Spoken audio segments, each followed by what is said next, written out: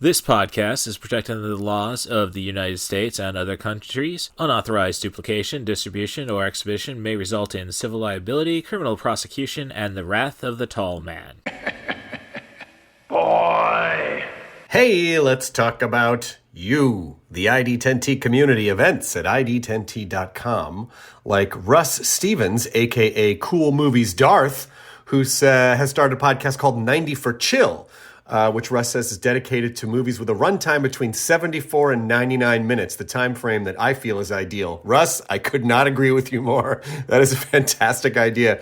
Russ goes on to say there are times you need a cinematic fix but don't have time for the latest Scorsese masterpiece or offering from a comic book universe. There's also times when you need a conclusion to prevent a binge costing you a whole night.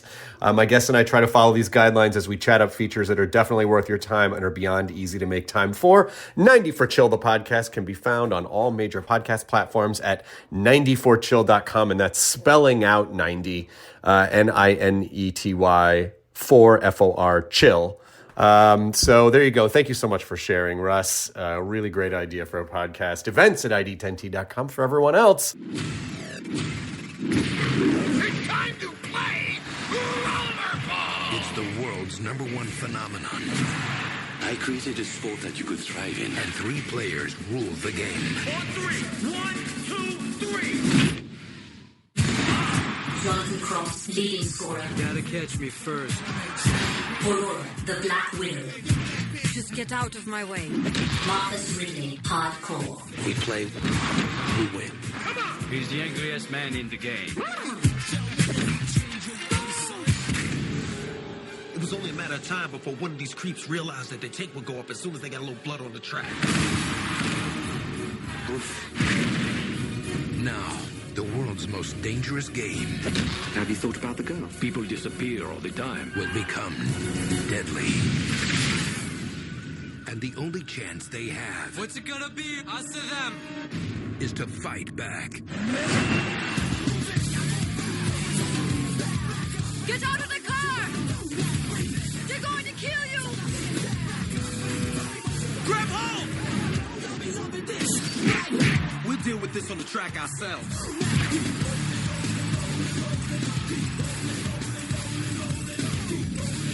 This may be getting out of hand. Maybe we should cool the whole thing off. No.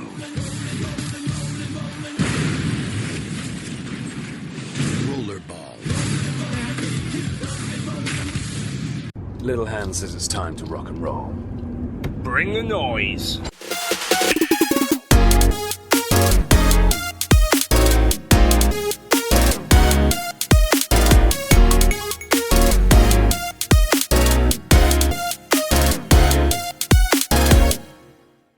Thanks for checking out 90 for Chill, the podcast with Cat Bus Russ. This is your host, Cat Bus Russ.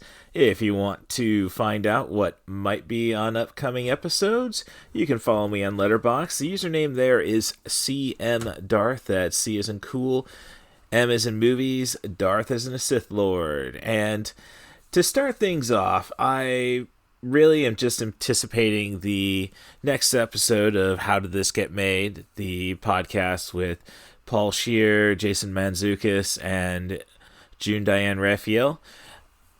It's going to be Rollerball 2002. Now, I almost watched this about last month, I think, or so, something like that.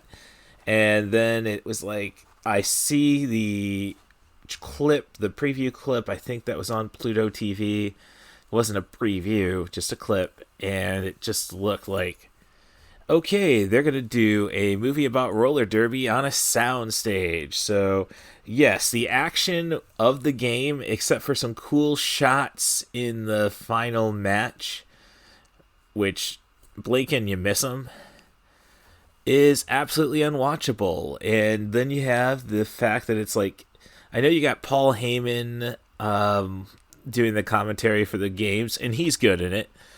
But I don't need the Kevin Dunn direction style of jump cutting and such. So it's not a WWE movie. It's actually Toho money on the other end of it. So MGM wouldn't take a total bath on this remake of the 1975 classic with James Caan, which is a statement about, it's honestly, this movie flips it. It's a statement about individuality and how that's not approved. It was basically a capitalist message in a sense. The original feature, like, well, I mean, the rich run everything, so not really, but they have to prove that the worker is no greater than any other worker. This movie is about a new sport being played in Central Asia. I think Mongolia, Azerbaijan, Kazakhstan. So they should have worked Borat in. And how Jean Reno is who's playing a Russian with a French accent, who's trying to create this, basically the new sport for cable TV. And to assure that, he's allowing violent acts to happen on this hybrid of roller derby.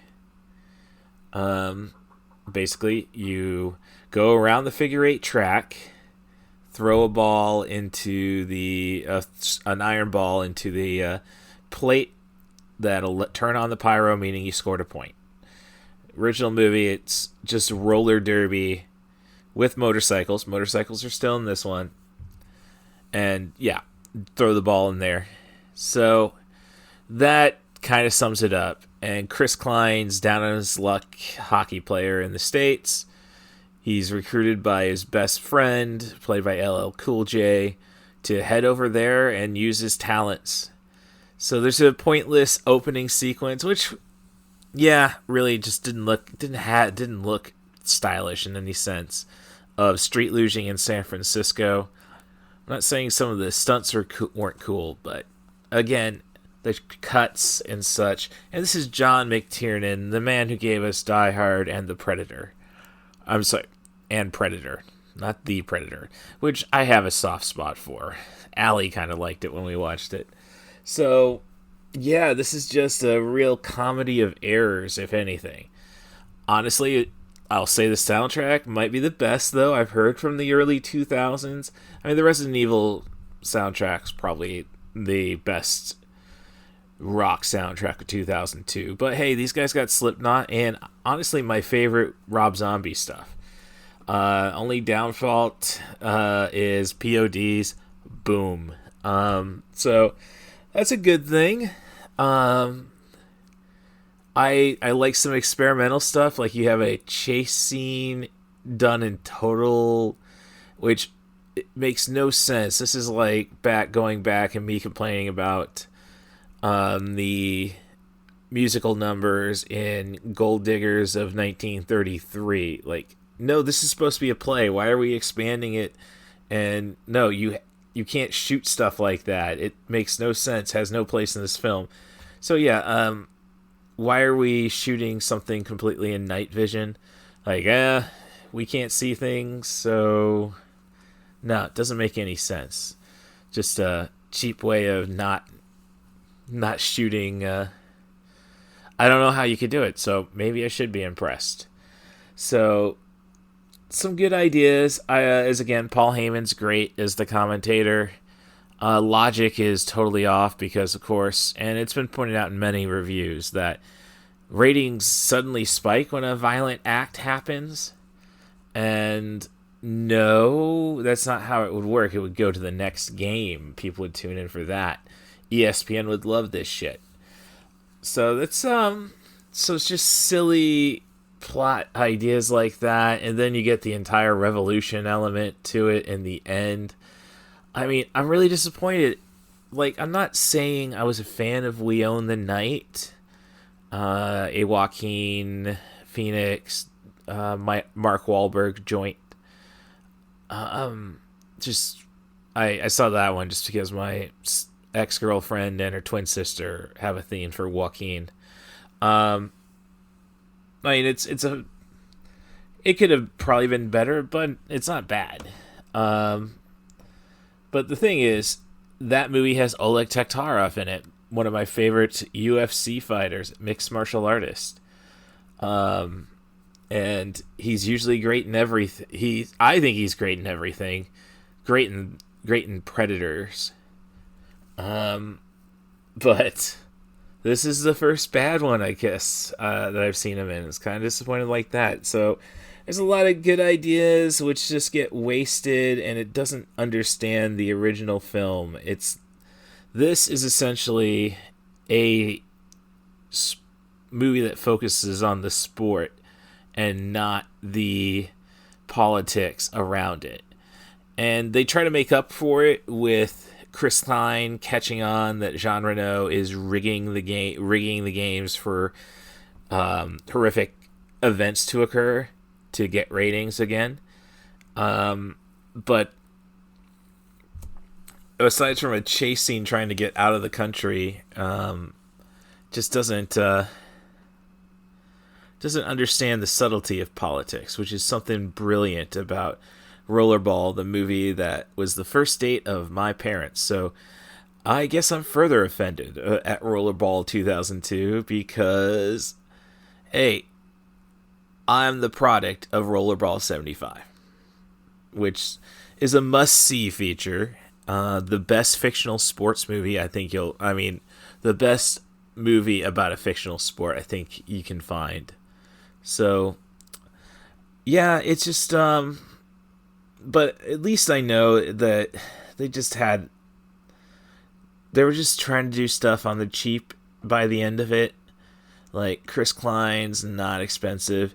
I mean, I do appreciate this film did better with the nudity.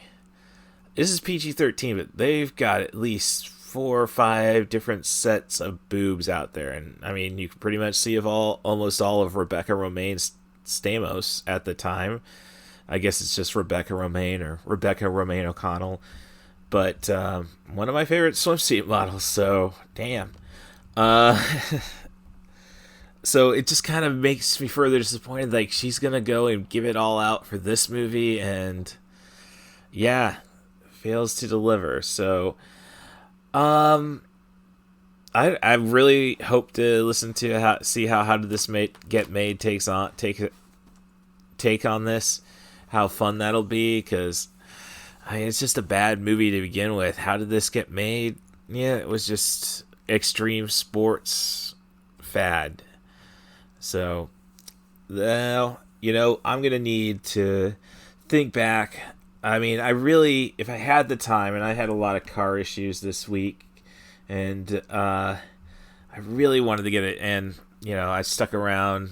Like, I probably could have done a movie Sunday, but I had to stick around and see the Bills play. So, no time to catch The Beekeeper, but I have another Jason Statham movie, and I've heard great things about The Beekeeper. But I've got a Jason Statham movie, which is nice, subtle crime action feature that I'd like to chat about. And it also starts with a B. Let me just put it this way. It's Jason Statham versus Littlefinger from Game of Thrones. I think that sells itself. And a lot of cameos a lot of roles from people you wouldn't think would be in a gritty crime drama. Cop, Jason Statham movie. Like, come on.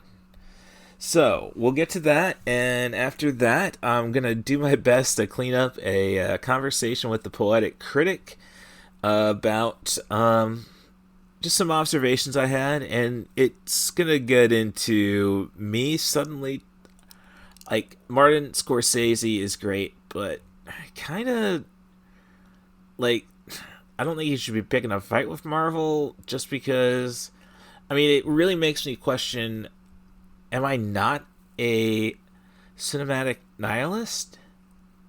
So, I hope you enjoyed that conversation. I got to clean up the static on that. I didn't have my Zoom H1N1. I think it might just be an H1N. Hope it's not the frickin' swine flu, I think. I don't care. I don't know. Asian companies. So, yeah, I'll put that conversation on there, and then I might have a treat even after that, if you call a bad movie a treat. If you want to listen to it, that'll be after the conversation with the Poetic Critic. where we're going to definitely talk about Wish and marketing and merchandising. Kind of appropriate that the last bonus episode was the Spaceball one. So, hope you enjoy the rest of the show. Thanks for checking it out. And, before I go, let me just get it out of the way. If you want to be on 90 for Chill the podcast, send an email to rustthebus07@gmail.com. That's RUSSTHEBUS07@gmail.com. Offer me a movie, a theme, a director, an actor. Try to focus on sub 100-minute material, but if you're willing to put the time in, I'm willing to do anything. Talk about anything. Cash would be necessary for the do anything. So I guess it just said, open the negotiations. Also, with all this chaos, thanks Stacia Harden for keeping an eye on me and making sure I was able to stay out of trouble. Safely got home from the ice storms in Central Illinois and still made it to work. And then they tell me, we're not going to stay open as long as we want. Or I want. I mean, if I'm there, I want all my money. And, I hope Skimble Shanks, the one-eared angel, is keeping you amused and just keep looking after everybody that you touched in your life, Stacia. So, rate and subscribe on your favorite podcast apps. Follow me on Twitter at CatBusRuss. I prefer you follow me on Mastodon. That's at Russ Stevens at mastodon.social. And thanks for checking out 90 for Chill, the podcast. A serial killer on the loose. Yo there, copper! Every day, another officer down. When the law can't protect its own, you need the man who breaks all the rules. She get a look at the attacker? All she could say for sure is that he's big and white. Big and white. So he's not the black kid from Different Strokes. We've got him.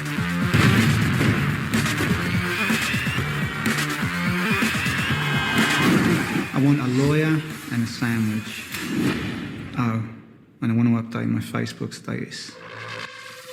He's covered his tracks. We can't prove anything. So spill. Ain't you gonna take any notes? I look like I'll carry a pencil. Jason Statham. Paddy Considine. Aidan Gillen.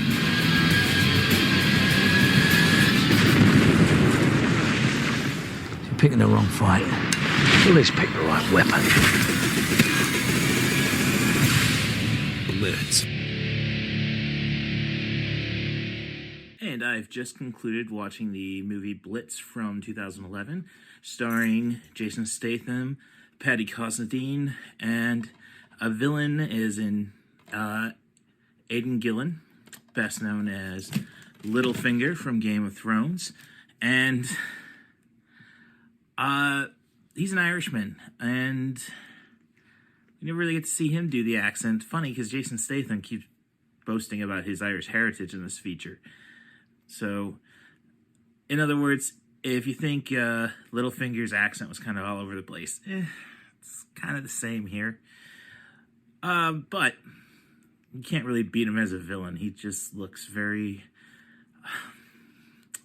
wirily and slimy, but I digress. So, Jason Statham is a cop who's getting a lot of bad press because, one, unfair coverage. He beats up 3 guys who are trying to steal his car. Okay. Who had night box cutters? So, not a total, all cops are bad type attitude feature. It's so kind of the opposite of Spiral, which has been a recent movie I saw. But Aidan Gillen is trying to get vengeance on the police, and he's doing the best to get the press on his side about it, despite these are very cold-blooded murders, Take a hammer to one of England's prized actors, and you're not going to win any fans. in the audience. But so it's a pretty straightforward procedural. A clever enough twist at the end. Jason Statham being cool and calculated Jason Statham, and not trying to be overly clever, at least with his character. So it's enjoyable there. You know, I just love English crime drama just because we don't have all this gunplay. So I'm partial to it. I think it might be worth some time. Hello there. This is 90 for Jill, the podcast with Cat Bus Russ. This is, of course, your host, Cat Bus Russ, and I've just got a few little questions for the Poetic Critic. So I got an email today from Target, you know, the weekly ad. Sales circular. Right. And big old page for Wish merchandise. And then I was at Walmart waiting to get my tire repaired or replaced. And big old Wish merchandise. Yeah. I think again, told you so. Disney's going to make all the money on the back end when the kids finally start watching the movie at home. Yeah, but I don't know. They've already tried discounting this stuff a few times. Right. It's not discounted right now. I think they finally realized. No, I don't. Part of it is they keep kicking the can down the road.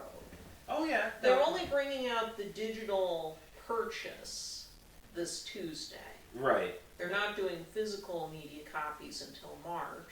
Yeah. And there's no streaming date announced for Disney Plus. Well, okay, one. Now that presumably would be when the back end might kick in if people latch onto it the way they did in Conto a few years back. But that seems an awfully long time to have this stuff shelf warming in the meantime. Well, it's a gamble, but you're going to have kids ask their mommy, and then you're going to have really annoying kids ask their mommy, and boom, it pays off. It didn't happen with Strange World.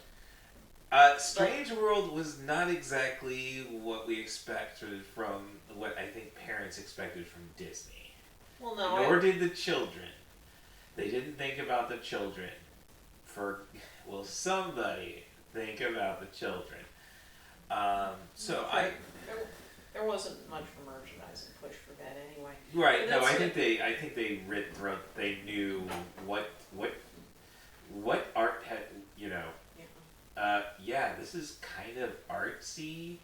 I'm just going off the Screen Drafts Disney Animation Studio drafts where it did finish in the top 26.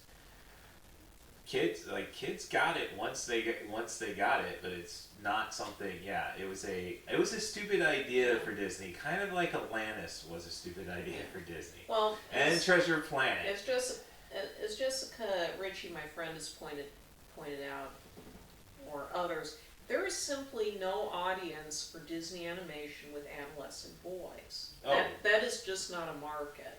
Yeah. That's the only market something like this could potentially appeal to, and they do not have, but adolescent boys of today do not have any interest in 1930s through 50s sci-fi aesthetics. Yeah. Which is what all these movies keep working off of. Right, so, I mean, I don't know who's doing the green lighting, and I'm not saying they're bad movies. I liked Atlantis well enough. Treasure Planet is rather charming, and, I gotta get around to Strange World myself.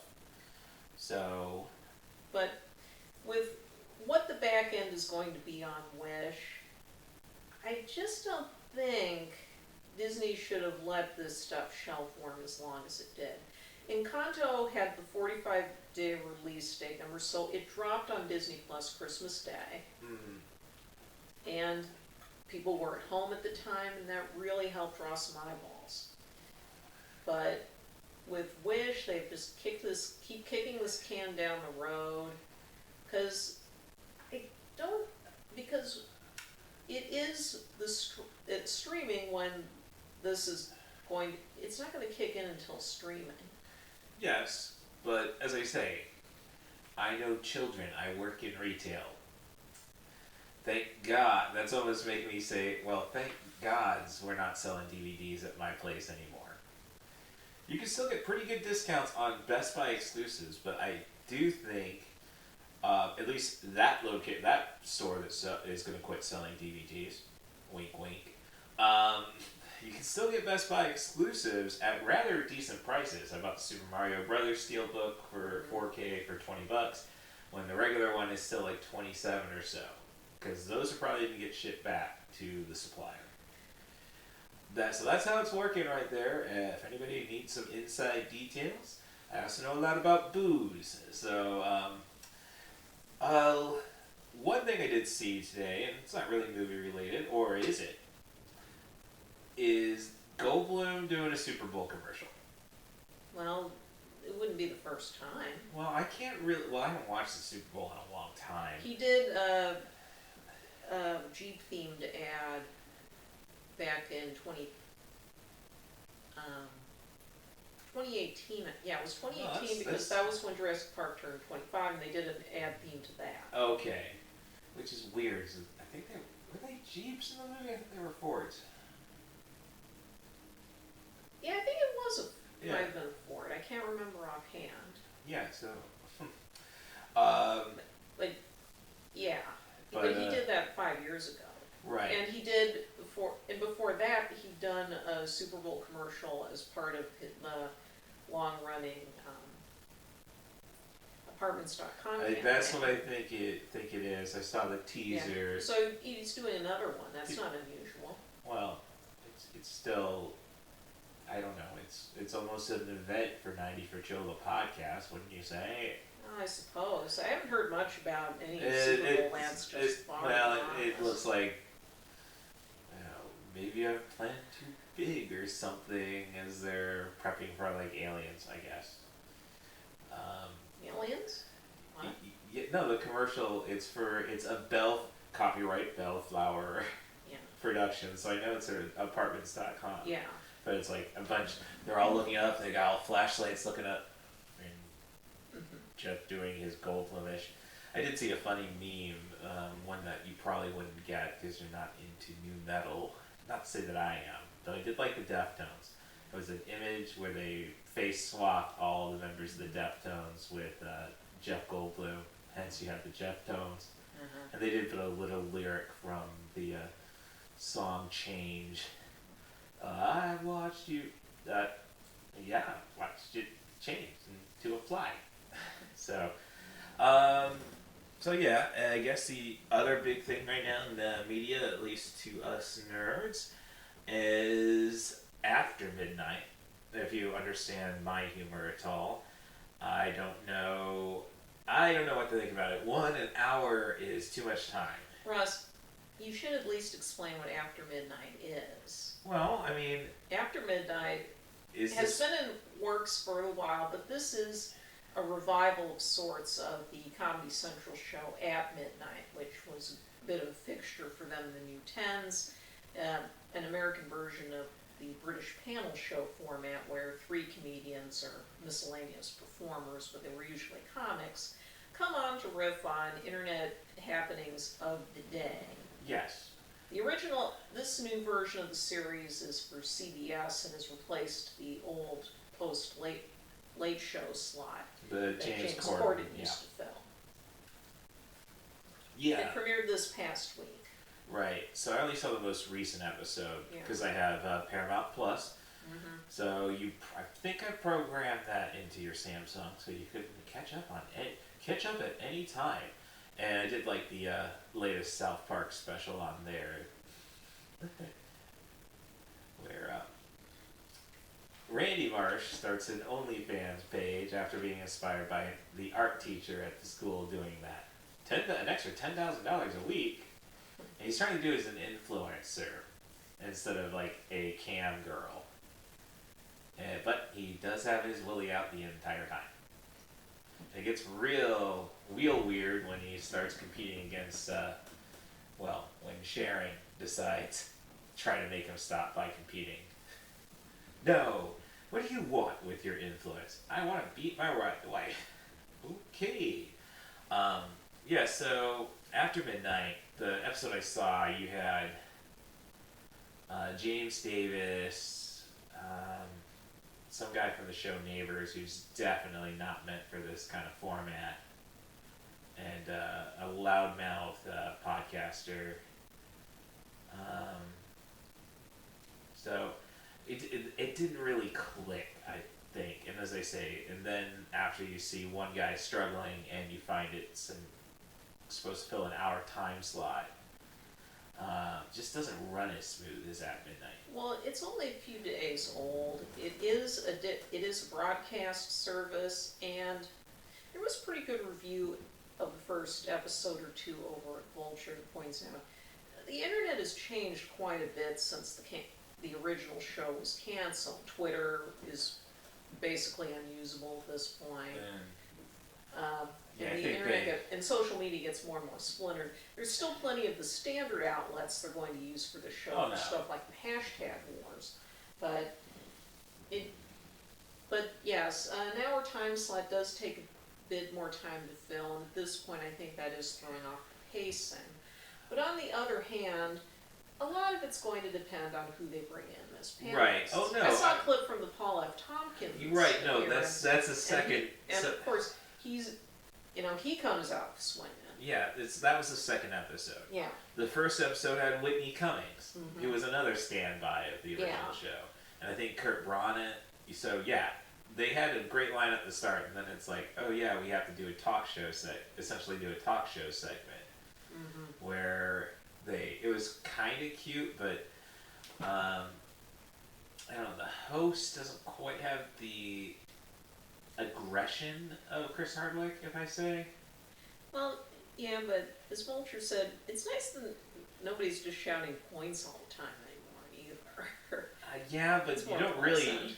But I don't hear anything. Essentially, it's like, all right, the buzzer sounds the same as the point sound, so yeah, I think it just it's a work in progress, which is kind of like you've been working on it. Do some experimenting with late night at this point, because it is starting to feel like a form that's on its way out. Well, we haven't had it's been a format that streaming hasn't figured out how to crack. Oh no, you could ask. They've never quite had a breakout aside from Arsenio Hall, and that was quite some time ago. It wasn't a straight white guy. Right. And it just looks it's just stale at this point. Well, you did have Trevor Noah. I think The Daily Show really kind of thrived with his outlook, especially as he pointed out, we had our first. For the ratings to go. Well, I mean that show's kind of. No, The Daily Show now without Trevor Noah is like dependent on the host. I think Charlemagne the God should be the permanent host if they weren't going to give it to Roy Wood Jr. So it's just we just don't know what you're going to get right now at The Daily Show. They really need to buckle that down. Again, Paramount Plus though, you get to see all these cool things, and I'm glad The Daily Show's at least gone back to a half hour, since they don't have the presence of Trevor Noah to carry that extra 15 minutes like it was doing during the pandemic. So, yeah. No, otherwise, all I really got movie-wise is on how did this get made? They can't wait for The Beekeeper to become more available. And it's getting it's not doing poorly. At least it's doing better than Expendables 4, which essentially is the same thing, because it's like, yeah, why do we need the other people? Let's just make it Jason Statham. So, the only thing I'm worried about is it has a script written by Kurt Wimmer, who I think's had some decent scripts, but I also know he did Equilibrium and Ultraviolet. Now, those weren't his scripts. This is a David Ayer movie, so it's kind of like, this is going to be our redemption for the Suicide Squad.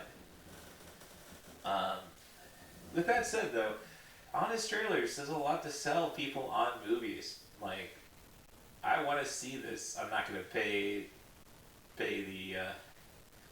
I would have paid, if I had the time, I would have gone to a theater for the 1 or 2 weeks it was around, but I'm not going to subscribe to Netflix to see Rebel Moon. Right. Well, but that just goes back to there really hasn't been a lot coming out lately. I think Mean Girls, Mean Girls is doing okay. Is this a musical? This new version? Yes. Okay, I didn't know. Because I've seen because didn't they already do a musical adaptation? Yes, it's a recursive adaptation. Okay, that's all I'm. Sorry, it's one of those in my collection I have not watched. But there's just not a churn, and I think going back to you're talking about how it's just a matter of waiting for people to discover Wish. I think it's shelf warming as it is because it's not like anything's coming along to replace it. Like, we don't have any major animated features coming out this spring. Well, Migration is holding up pretty well. It did okay. Well, it's still in the top 5.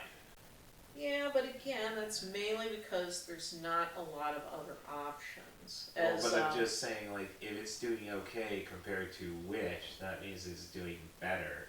Yeah. So I think it might... A lot of things are doing better than Wish did. No, but I'm just saying I think it might have some legs underneath it. Same thing with Wonka, I think is, number 3 or number 4? Wonka is a genuine success story, a movie that people genuinely like, which is something that between Wish and Migration, these are just not movies that, what their audience is, as the B.O. Boys podcast puts it, the rat's got to have their cheese. Parents have got to take their real little ones to see something. And that's about all that's coming out for these movies. They're not coming out because they're getting good reviews or because they got good word of mouth or because people were excited for them. It's more like an obligation than anything. I don't see it that way. Again, I work in retail. There's too many crying kids. There's a movie theater 2 blocks away. I'm not going to call DCFS on you. Hell, I'll give you... Great, I'm going to have to go and get AMC... The parents take their crying kids to go to those movies, but that's the only market they have. But what I'm saying is, drop them off at the theater. I'll go and subscribe to AMC Stubs and give you all my discounts. I mean, at least I know when I hear a screaming child in an aisle... Oh, my tinnitus is not that bad. But I think if there were a real churn of lots of movies coming out right now, then the theaters wouldn't feel obligated to keep something like Wish around as long as it has. They don't have a lot of other choices. Well, yeah, it's kind of weird. I think I was driving to get my car repaired. I had to... Thank you, Walmart in general, but there are some good ones. Finally getting there, I drove past our Savoy 16, which has been hell every time no popcorn. Dude, I understand it. I've been in entertainment business. Just keep a big bag around. Warm it up a bit, put some more butter salt on it. I'm happy. I don't know. Your opinion, movie theater popcorn versus microwave popcorn. I don't really have a preference per se. Okay. So, but I was driving by one side of the IMAX marquee they have right along Route 45, said Oppenheimer and Across the Spider-Verse in IMAX. Mm-hmm. On the other side, it was Queen in Montreal on IMAX. Mm-hmm. I don't know. I'm not really up for the 1982 Queen concert. Now, I mean, if it was Queen and Adam Lambert on IMAX, maybe that's different because I have not taken the time to pay money to see Queen and Adam Lambert. And after what I've seen of Bohemian Rhapsody, it's kind of like, man, you guys are really pissing on John Deacon, the bassist, for not joining you on your money grab. So... But all this points to the fact that theaters are really desperate for they're willing to take a chance on just about anything right now that could at least bring in a specialty audience and that wouldn't necessarily have to be booked on 2 or 3 screens at once. Comparatively speaking, I though, do appreciate a lot of Indian movies are filling in. Yeah, that's theaters. because that's a growing market. They Yeah. tend to have really good per screen averages. Mm-hmm. But well, like what happened over December when The Boy and the Heron got to number 1. Now, it hasn't grossed as much in this country as Wish has. It's like about 20, 25 million. Yeah, but that's probably how much it costs. Well, that and the fact that it had already more than made up for that money in the original Japanese release anyway. Yes. Whereas Wish has crawled past $200 million when you take the international market aside, but the movie cost at least $200 million to make, and given how big a marketing and especially merchandising push they made, that probably pushes the nut far bit further. You see, I disagree, because I recently reposted officially to the 90 for Chill, the podcast with Cat Plus Russ feed, not the 90forchill.com, the podcast feed. The Spaceballs episode. Yeah. We did. Right. And it's all about the merchandising. So well, maybe if Disney hadn't focused so much on that and making a better movie in the first place, we wouldn't be in this situation. What would Yogurt say? No, I think he'd approve of what Disney is doing. If Mel Brooks approves of what Disney is doing, I have faith. You never took basic logic in community college, did you? No, this is how I ended up figuring out that professional wrestling was a better path for me than computer science. I flunked logic, which makes sense because I flunked calculus, and which makes total sense because I flunked data structures in the same semester. Well, touche. But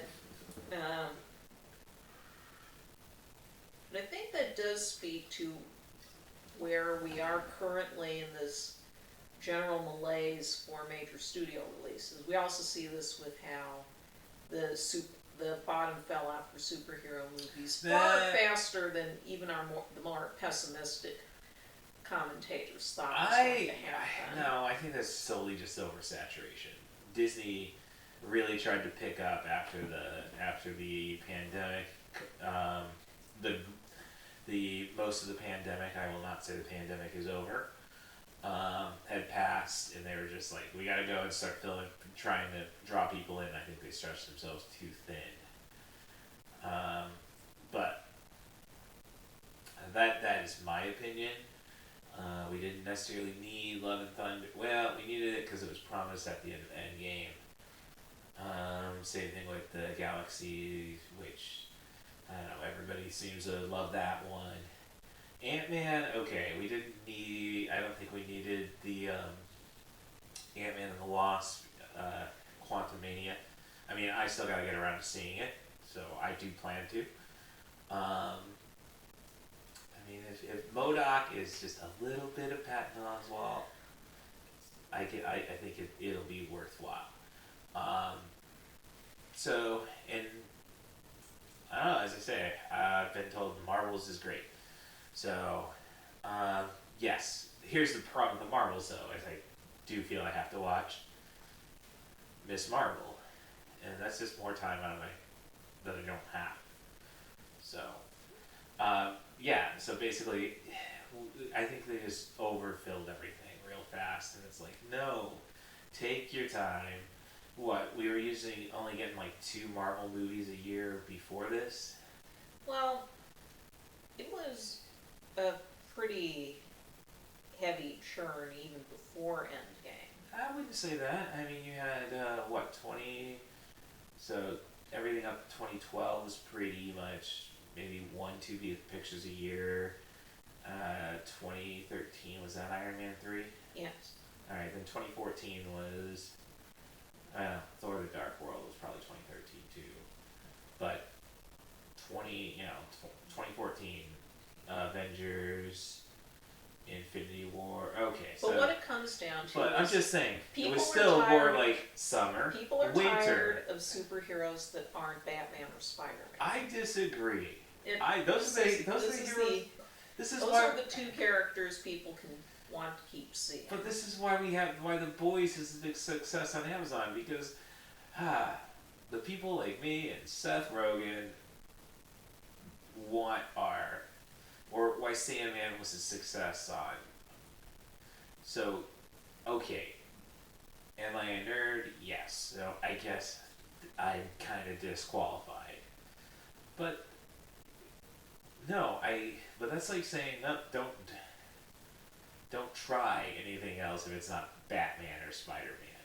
Well, it's not like, if anything, we're in the age where it's too obvious to tell from the reams of preview material they keep bringing out for movies, especially franchise movies, but it could also apply to something like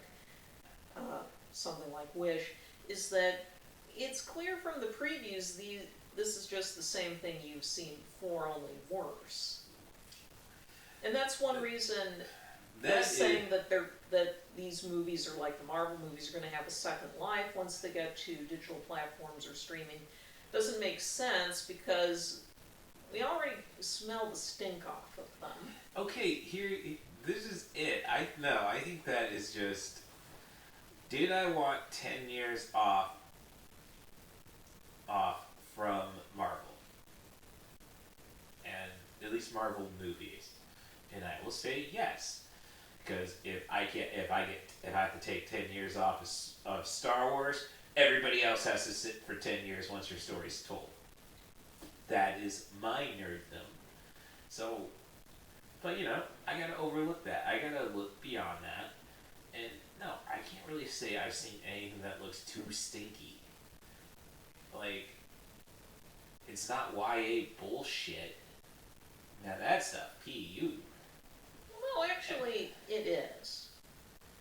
Like, I'm sorry. I will get, James as a Star Wars nerd, I'm going to say you stop. As James Cameron was commenting when Avatar: The Way of Water was gearing up to be released, he pointed out that if you really look at the kinds of things that most of blockbuster filmmaking of the last 10 years or so has been concerned with, it's about people whose concerns are those of college students at best. They don't want mature things. They are just YA stories. Yeah, YA. What part of the story you can debate how well or not he did it. I haven't seen the film. But with Avatar: The Way of Water, he aged up the characters so they could have a family and deal with parent-child dynamics. That's the kind of thing that most movies that have been aimed in the blockbuster market over the past 10 years or so just don't deal with anymore. It's not that far removed from why Martin Scorsese has trouble accepting something like the Marvel Universe is on the level, the creative and level of ambition as the films people like him make, is because they're not concerned with human relationships or struggles. They're not relatable stories in a lot of ways. Well, it's more of my martial arts theme and balance. Again, Shang-Chi, I gotta get through that one. I'm more of the, what's Keanu directing that's all martial arty? Because of the, I don't know, I guess what I'm saying is I'm not necessarily looking for relatable. Oh, the Sam Worthington has kids now. Dude, you don't need kids. I'm 40. 34. I mean, it's that's just it. Like, I mean, there's people like me, and I think that's why Ant-Man is so cool, who is just trying to really figure out how to finally succeed at what I'm chasing.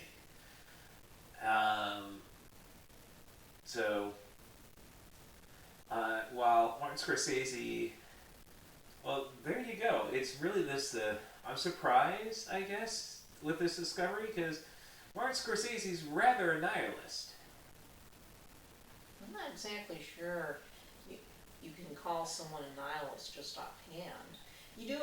There is something about being realistic about the inherent cruelties of human nature. Yeah, but that doesn't mean that there's telling that story, but then there's like Goodfellas ends with Henry Hill and life destroyed, and he's never gonna get that back until the book makes all that money from the people who didn't watch the movie in theaters. It was all about the Oscar buzz that got that over the top. I mean, Killers of the Flower Moon. Have not read a plot synopsis, but I'm pretty sure it's like, and everybody's unhappy in the end. So, and this is coming from somebody who appreciates a lot of nihilism. I really dug the nihilists from Big Lebowski. At least they weren't Nazis. Granted, Nazis at least stood for something.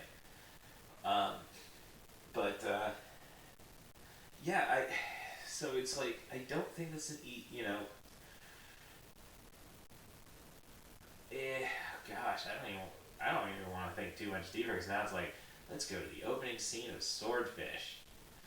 I'm just saying, like, there's one thing of recovering from Yondu's death. Like, when your story doesn't have the possibility of a positive conclusion, I mean, how many times do you expect yes, when you're a talented director like Martin Scorsese, am I going to go see it? Yeah. I'm really disappointed that Raging Bull did not make the top 10 of the screen drafts list.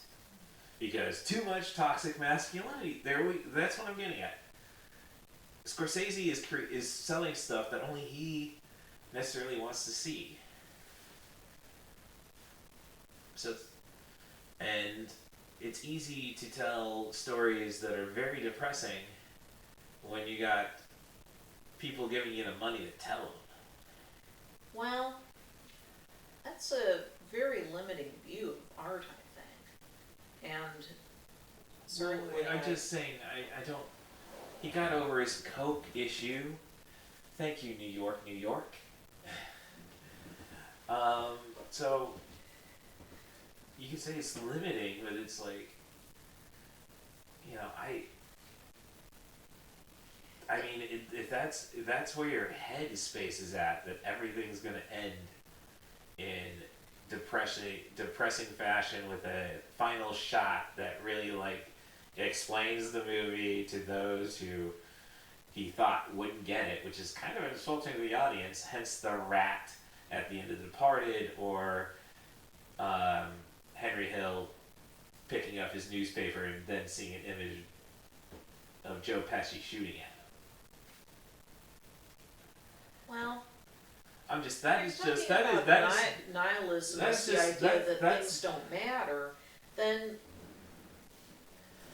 a lot of franchise filmmaking could be seen as nihilist. If you think about it, one of the major problems that franchises like the Marvel Universe or DC films struggle with all the time is that it is very hard to effect lasting change on the world the films take place in. The characters can battle over. I don't know which stand-up comedian said it, but these movies are just, most of the time, about action figures fighting over a rock. Okay. Well, it goes back to a Robot Chicken sketch where Batman's doing the eulogy to the Green Arrow. And why are we even doing this? How many of you out there have died? Show of hands. Come on. And eventually, after he's done going on his rant and everybody starts cheering him for it, you see Green Arrow in the crowd. So, but that's... It's hard to relate to stories where the concerns of ordinary people have no meaning. I wouldn't necessarily say they're just props at most.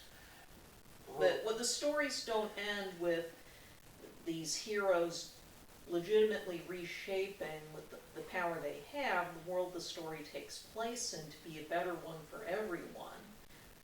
Often, that's a running gag in Honest Trailers. Instead, Status quo. Status quo. Okay, you say that, but then let's see. Oppenheimer is a story of a guy who, to save a million lives, he is posed into further peril. Well, actions have consequences.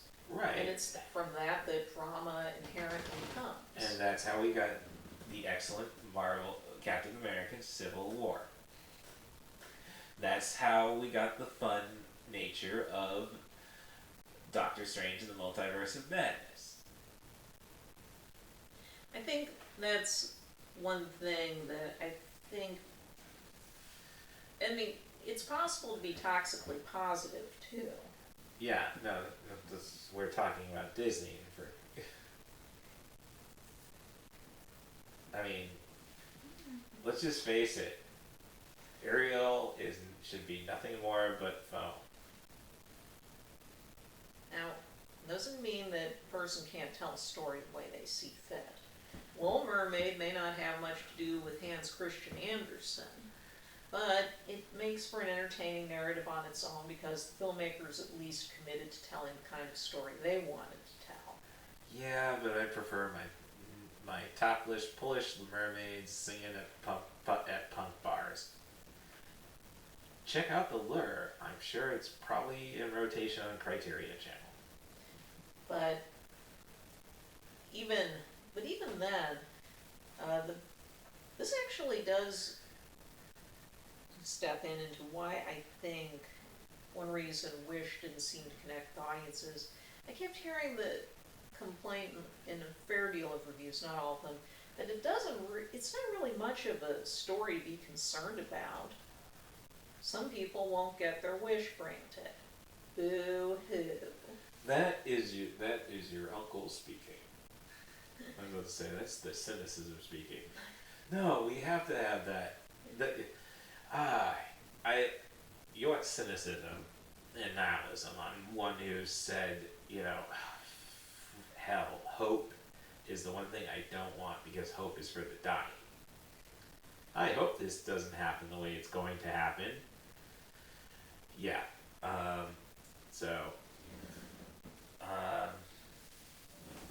It's interesting to read about Wish and how people who have seen Wish have taken the movie. And the most popular character is the villain because a lot of viewers feel sorry for him. No, I'm going to say... He created a utopia where all races and creeds can coexist in peace. Where people aren't taxed to death. That's in a peaceful part of the world and is further protected because their ruler knows magic. Okay. This is like Larry David inspiring Thanos. You have to give me that 15-minute window. I was here at 7, the parking lot was full. Give me the window. I tell you, if there were half as many people as there are now, it'd be a better place.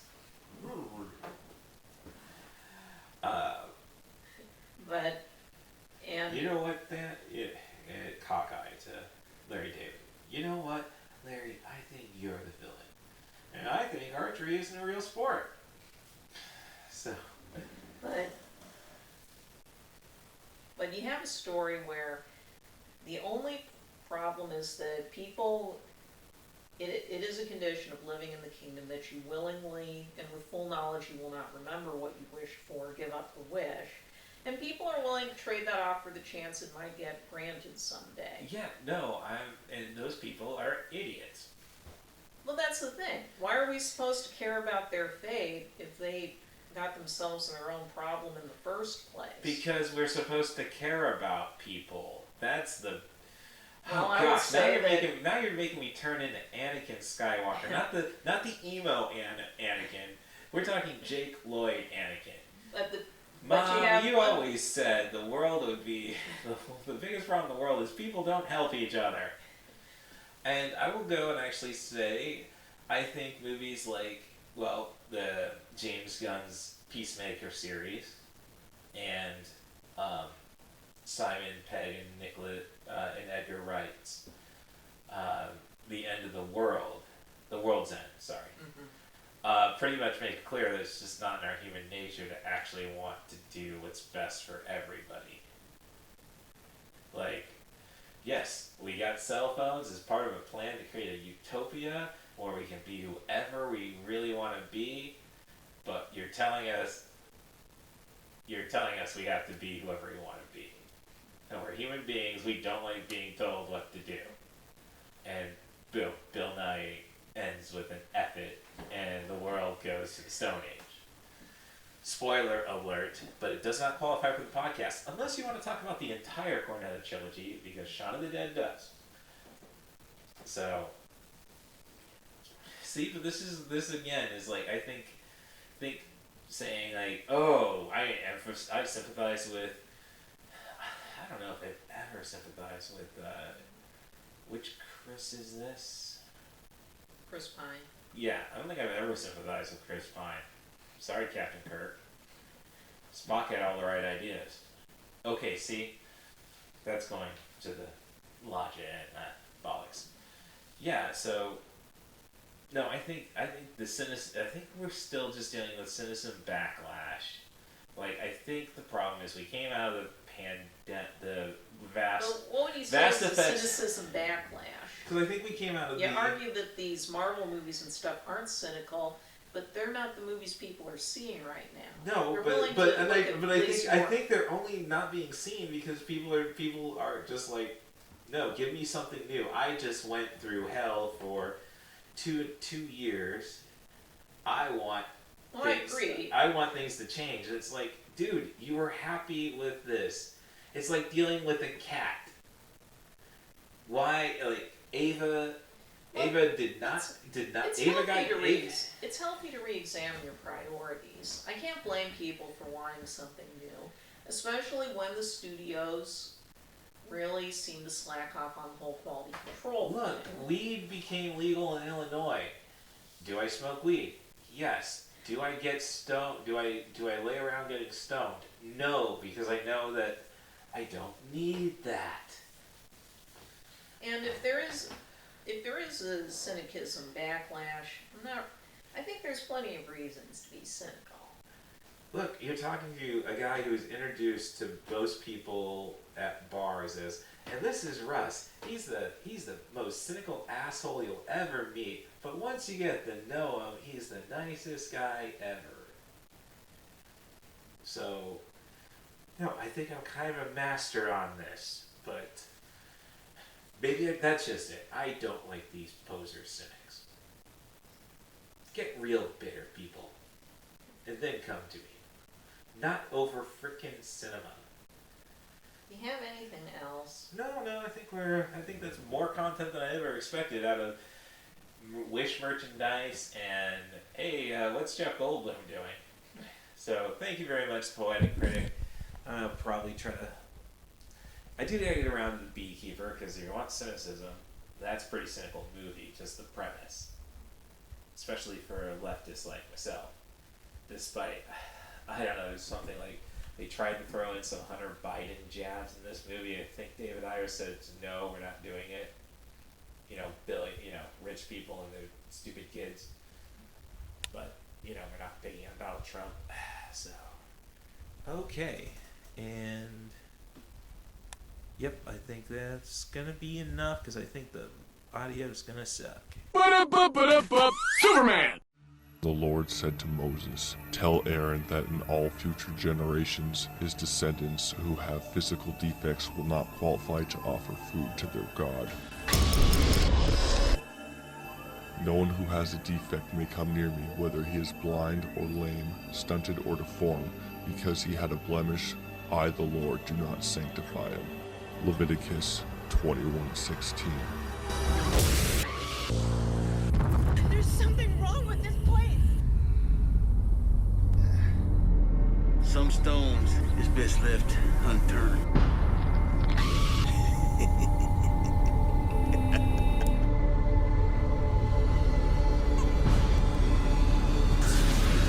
Trust me, it ain't no joke.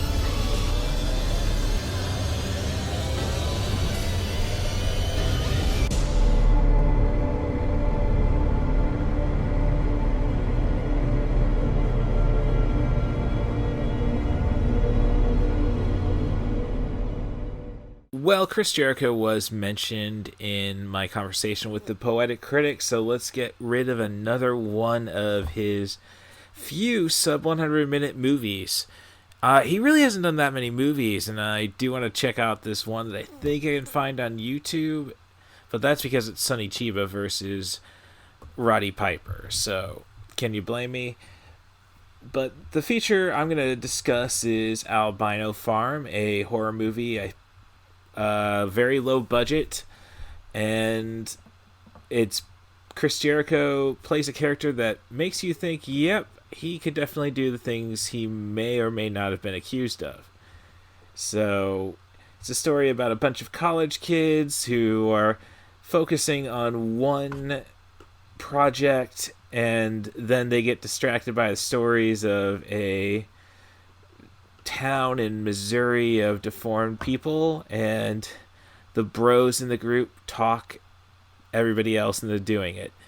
And as soon as they arrive there, just things start falling apart, and they have to keep relying on different people to try directing him in the right place.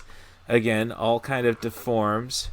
And Chris Jericho is probably the one who isn't, but he's got two deaf cousins who just want to see boobs, and he'll trade that for information. It's just a creepy movie. I will say there's some decent kill effects, but I probably should just say a decent kill effect. Otherwise, it's fine makeup for our deformed characters. I mean, passable for no budget. I mean, Chris Jericho's appearance, I hope he did it as a friend, because I would imagine that would be where all the budget went. Script is no real great dialogue, no humor.